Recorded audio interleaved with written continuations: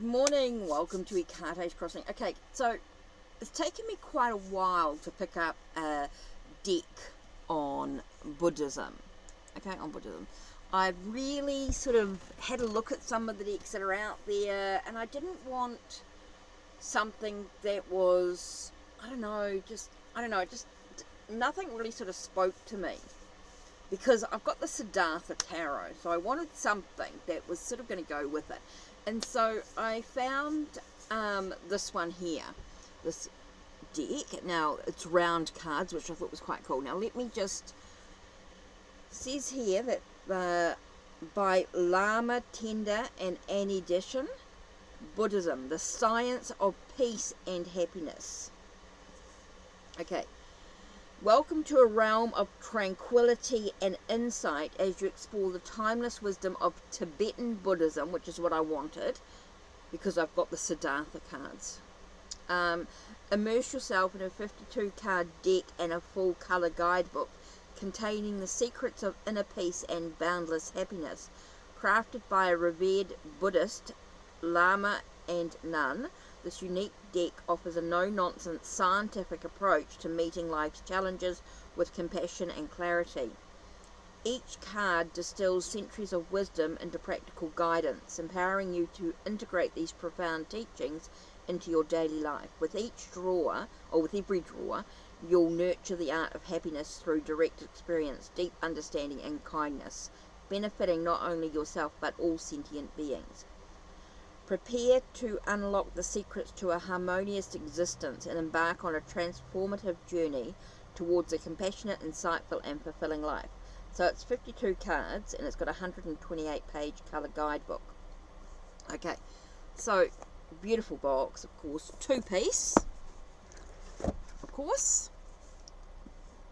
Fine, right, let's put that to one side. Beautiful guidebook by the looks of it. There, let's have a look. So we've got a good guidebook, Blue Gaia. Okay, so let's have a look and see what's in the guidebook. So let's have a read. The Science of Peace and Happiness. We begin with, okay, we've got introduction.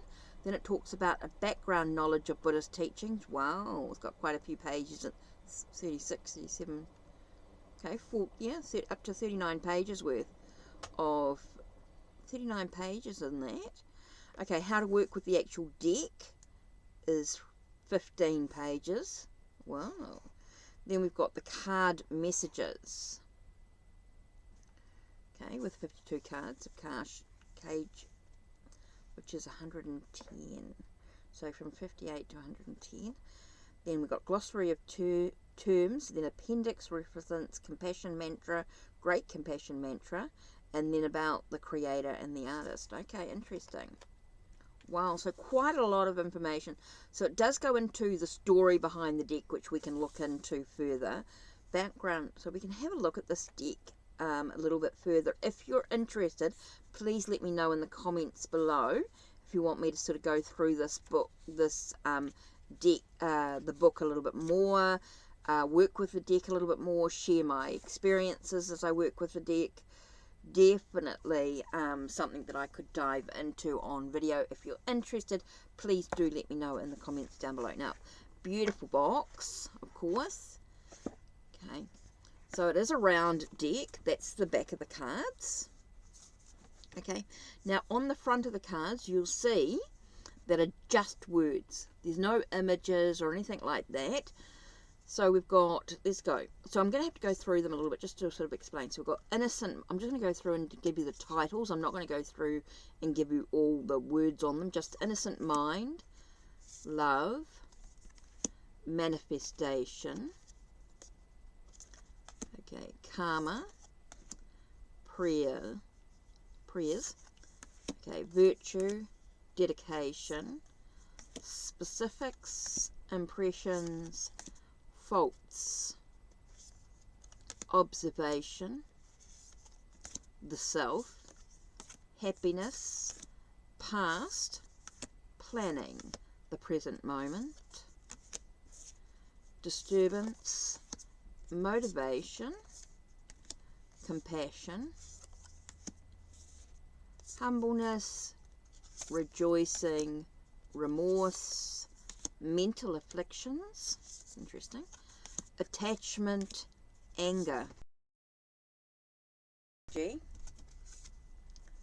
self-consciousness, anxiety, social pressure, loss, limitation, expectation, time to put yourself first, regeneration, guilt, actions, karmic effects, equanimity, 3 jewels, mother sentient beings, gratitude, appreciation, respect, creation, dissolution, generosity, trust, forgiveness, enlightened aspiration, and empowerment.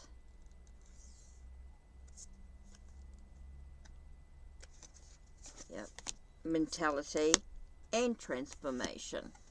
Okay, so now we've got colours in here, so let's have a look and see what it says about the colours of the deck. I sort of feel like I need to sort of explain. Let's have a look and see what it actually says.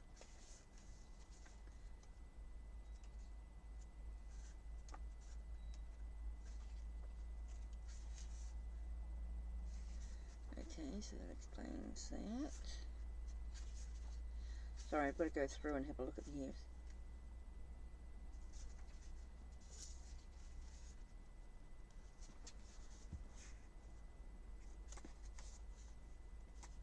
Okay, so how to work with this deck. Okay, let's have a look about how do we actually work with this deck first. Let me have a look. There are many ways to utilize this set of cards. You can draw a card for an occasional message. You can draw a number of cards in any layout to seek deeper insights into a situation. You can explore ways to develop inequalities. You can also develop your meditation with the cards. Most importantly, we wish for the cards to help you to grow stronger and stronger spiritually with a loving heart. In this introduction on how to use the cards, we first introduce you to the compassion mandala featured on each of the cards. Okay, so this is the compassion mandala.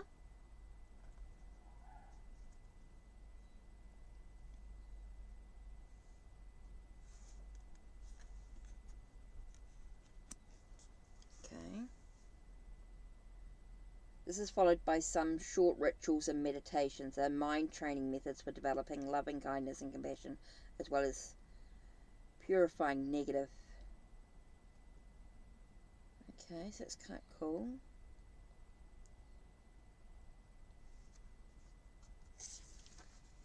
Okay. So that talks about the Omi Mani Pemi Hum.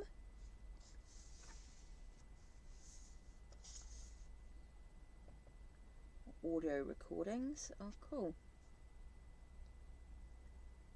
Amitabha, Buddha of Infinite Light, Celestial Buddha. Okay, so that explains that a little bit.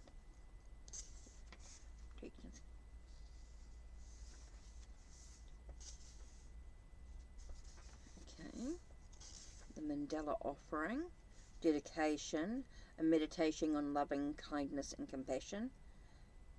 Okay. The corset one. Just having a look to see if it tells us anything about generating wisdom insights with the cards.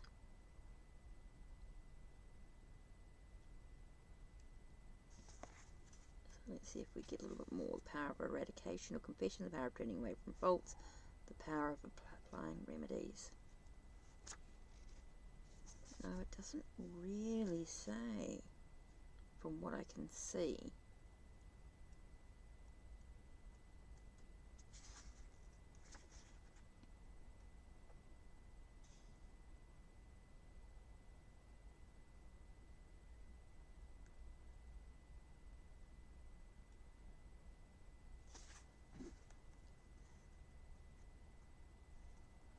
Okay, I thought it might have had a... Doesn't talk about the colours.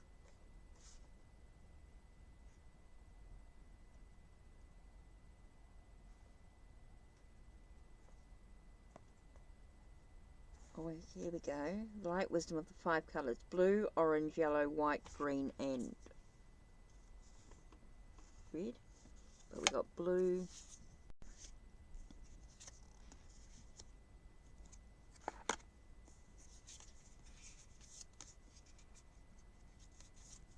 Here they use 1, 2, 3, 4 colours.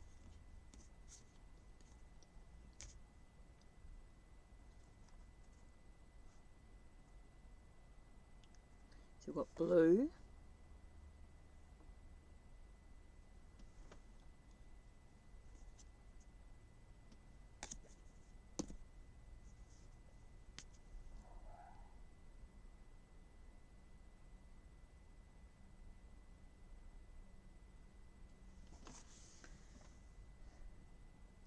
so yeah, doesn't really sort of say too much. But anyway, I might have to have a good read of the book to really know a little bit more, and then I can dive into it.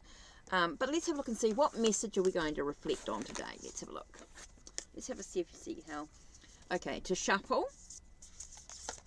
Okay, a bit clumsy.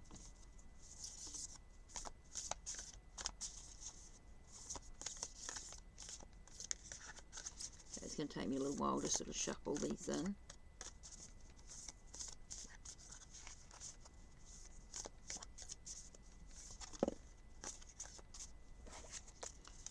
Okay, I think the best thing to do is to actually sit. Okay, so let's take a nice deep breath.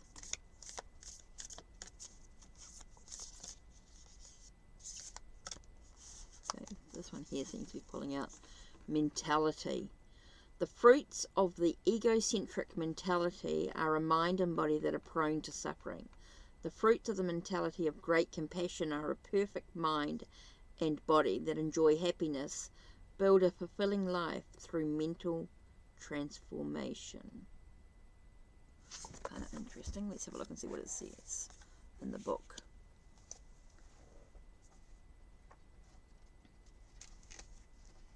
Okay. It says here, when our mind is a virtuous state, the wind energy in our body is positive and nurturing. So contemplating the enlightened aspiration itself is the most supreme source of good energy. One feels tired when the mind turns away from great compassion and falls back to the self-grasping mentality and negative images of one's own body. The correct attitude for rejuvenation comes from the enlightened intention of self-empowerment. I must become healthier physically and mentally so that I can work properly for all sentient beings. The difference is that with the self-empowering attitude, the mind holds a positive image of oneself, becoming healthier. With the self-pitying attitude, the mind holds a negative image of one's own body, full of pain and tiredness. When the mind itself is pure and innocent, whatever image we hold about ourselves, we will be shaped into. This is why it is beneficial to visualize the virtuous image of a Buddha and contemplate the enlightened aspiration of a Buddha during meditation. In fact, the secret to keeping the body and mind in perfect condition is during pleasant moments to wish that all sentient beings enjoy such happiness, and during painful moments to wish all sentient beings be free from such suffering. It's kind of interesting message to think about today, isn't it? For all of us, with everything that's going on in the world, I think it's all about, you know, how do we feel about things and what do we motivate. Let's see if we've got another message for us. This one here seems to be pulling out. Disturbance. Minor irritation, if not checked, can blow into burning anger. Or that's kind of interesting when you think about mentality. Think about the word mentality.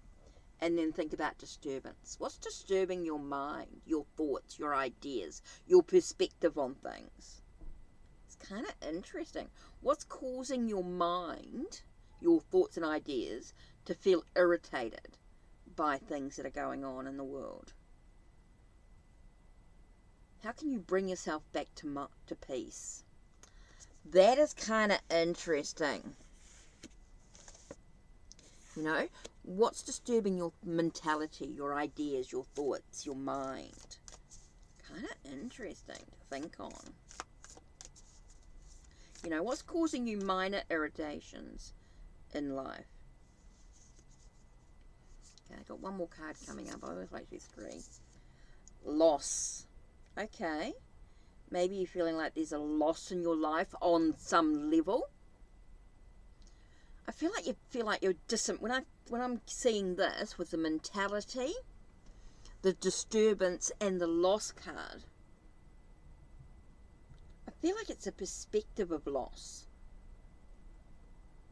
It feels like you're feeling like you're being disempowered in some way, or you're being objectified. There's another word I've got suddenly. What's another word coming up here? Okay, loss. One way or another, the money you lost puts food on someone else's table. This someone must be your long-lost family. I know it talks about money here, but I'm not seeing it in that sense. I'm seeing it as more of being disempowered, feeling like someone has taken something from you in an idea. I feel like in an ideal world that something's being taken from you, and you're so wound up in it, it's disturbing your thoughts and ideas about, things. So it's about finding your own happiness, your own joy. What an interesting message coming through here. And I'm getting this very much about perspective, a sense of an idea. Your expectations was not what it was. And so you feel that because it wasn't what you expected, that something's been taken from you in some way. And I feel like it's something to do with an idea or a plan or something like that you felt was really, really, really important to you, is no longer. It feels like you have this disappointment in someone else's behavior, disappointment in... And that's where I feel that loss is. I feel like it's somebody else has done something, and you feel very much a loss from the situation. It's disturbed you in some way. It's irritated you. It's caused your thoughts and ideas, your perspective, your plans, your ideas to not be the way you wanted to. There's a disappointment, an anger. I feel like it's kind of interesting. Kind of interesting that you had letting other people influence your own happiness and your own joy.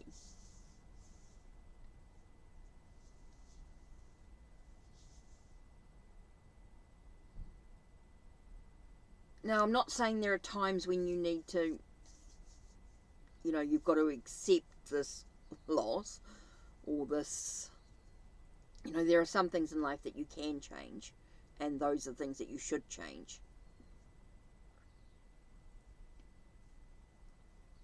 But I do think there's a sense here of some the outside influences. Kind of interesting. Okay, so that's it from me. So we've looked at the deck. And if you want me to dive into this a little bit further, please let me know in the comments down below. I'm going to dive into it anyway, because I want to really get to know the deck. But if you want me to do it on video, I'm more than welcome to share my journey with you. If you want to know a little bit more. Anyway, so that's it from me. Don't forget to check the links down below, check the links on my channel, like, subscribe, and ring the bell so you know when the next video will be uploaded. Take care, and blessed be.